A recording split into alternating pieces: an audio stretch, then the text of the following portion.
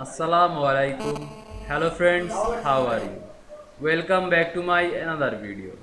In this video, I am going to show you how to add pattern in Excel cell. Let's get started. At first, you have to open your Microsoft Excel software. Then open your Excel spreadsheet. Now you can see here are my sheet. Now I add pattern on this Excel sheet. At first you have to click on a cell, then drag on your mouse to select this all cell, then right click on this selected cell, then click format cell option.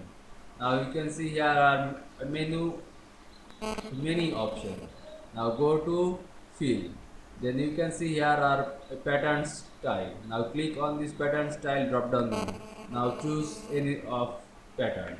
Now choose a pattern color, then press OK. Now you can see I add pattern in Excel cell very easily. I hope you enjoyed my video. Please like, comment, share and subscribe my channel. Thanks for watching.